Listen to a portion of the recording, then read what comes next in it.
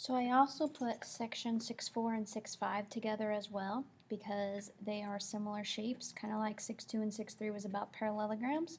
6.4 and 6.5 are about rhombuses, rectangles, and squares. So first piece is just knowing what the definitions are. So a rhombus is a parallelogram with 4 congruent sides. And notice that the heading is a special parallelogram, so all 3 of these will start with it is a parallelogram.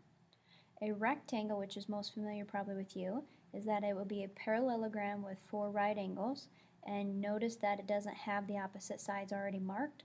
That's because a parallelogram will have those pieces already concluded. And then last, a square is a parallelogram with 4 congruent sides and 4 right angles. So our first problem is we're just going to look at shapes and see if we know what kind of shape they are.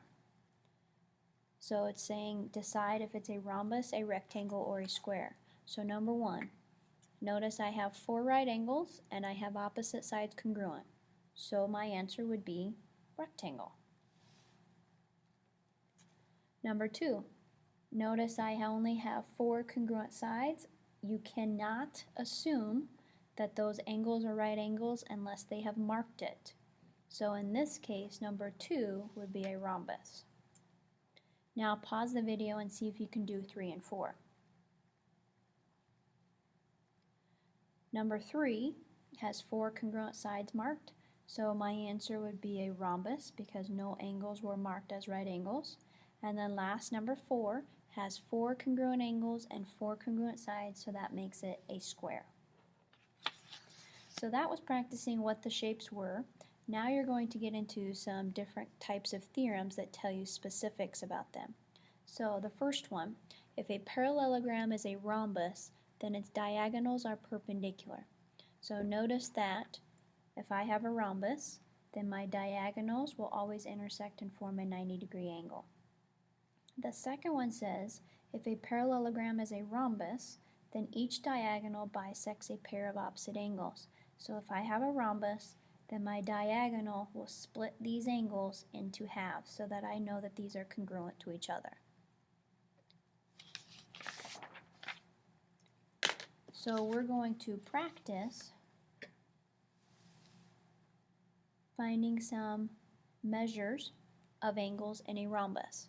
So the first question, it's asking me to find what 1 and 2 is.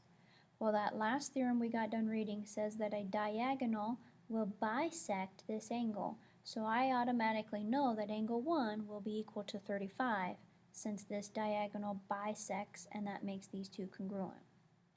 Then to find angle 2, what I could do is I could find this missing angle. So this is a triangle, so add up these two angles to equal my third.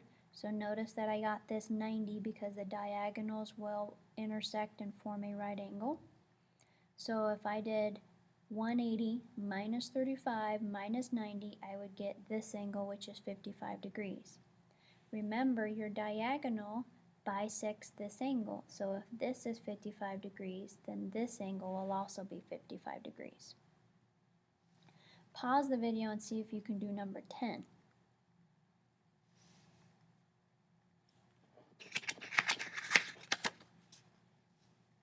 Okay, so on the next example, I have this small angle equal to 12, and then I have to find 2, which is in this corner, and 1, which is in this corner. So the first one off the bat that I know is angle 2 has to be equal to 90 degrees because those diagonals will bisect each other and form a right angle. I shouldn't say bisect, they intersect and form a right angle. So if angle 2 is 90, then I could find this third angle. So if I did 180 minus 12 minus 90, it would give me my third angle, which I have marked as 78.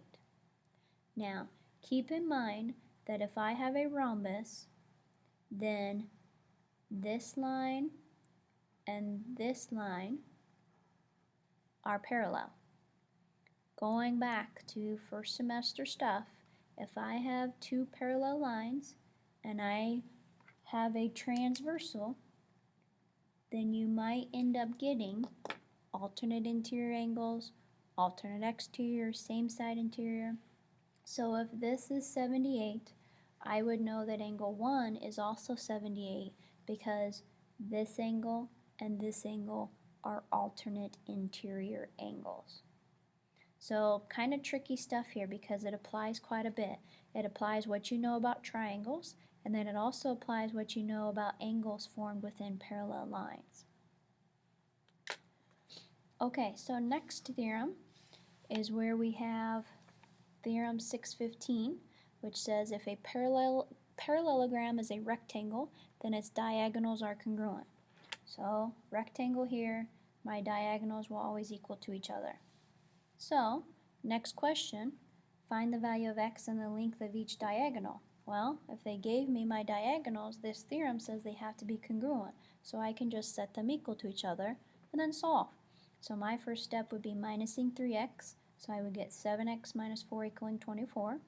Add 4 to both sides, so I would get 7x equaling 28. Divide by 7, so my answer would be x equals 4. Now pay attention because it's asking me to find the length of each diagonal as well. So you want to plug 4 back in, and then you end up getting 36 for both of those diagonals. So that was everything for section 6.4. Our next section is 6.5, where it again is still talking about rhombuses, rectangles, and squares. So quite a few theorems at the beginning. It says if the diagonals of a parallelogram are perpendicular, then the parallelogram is a rhombus. So if my diagonals form a right angle, I know it's a rhombus, so the converse of what we just got done discussing. 6.17. If one diagonal of a parallelogram bisects a pair of opposite angles, then the parallelogram is a rhombus. So again, the opposite of what we just discussed. 6.18. If the diagonals of a parallelogram are congruent, then the parallelogram is a rectangle. Again, the converse of the last theorem we just got done using. So these questions are asking you to conclude if I have a rhombus, a rectangle, or a square. So look at the first one. Notice that I have a diagonal that bisects the opposite angles. So this one would be a rhombus because my diagonal bisects the opposite angles. And that would be my explanation. Next one. Notice you have diagonals forming right angles, and you have diagonals that are congruent to each other. So what this ends up being is twofold. If my diagonals form a right angle, that means I'm going to be a rhombus. If my diagonals are congruent, that means I'm going to be a rectangle. Every time you have a rhombus and a rectangle, that means it's going to end up being a square. So I have several things that I have to say. I first identify that it's a square. Then I have to say my diagonals are congruent, which makes it a rectangle. My diagonals are perpendicular, which makes it a rhombus. So remember, a rhombus makes these 4 sides congruent, and then a rectangle gives me those 4 right angles. So that's how it ends up being a square. So be very careful, because if you get both of those things, you'll want to say it's a square. Alright, you try and do the last one, so pause the video. So on the very last one, you should be getting a rhombus because my diagonals are perpendicular. Okay, so next piece then is going to actually find what x is so that we can see if it's a special parallelogram. So question 7. 7 is asking me to find what x is so that it's a rhombus. Okay, so if I'm a parallelogram, remember that I end up getting this angle and this angle supplementary. Remember, my consecutive angles are supplementary if it's a parallelogram. Well, if it's a rhombus, that means that that diagonal will bisect those 2 angles. So what you could do is set up an equation. I could say that 2 of these, so that's why I did 2 times 2x minus 1, plus this angle, which is 4x plus 28, is 180. So I'm using the fact that parallelograms have consecutive angles supplementary. then I also use the fact that rhombuses have the diagonal bisecting that angle.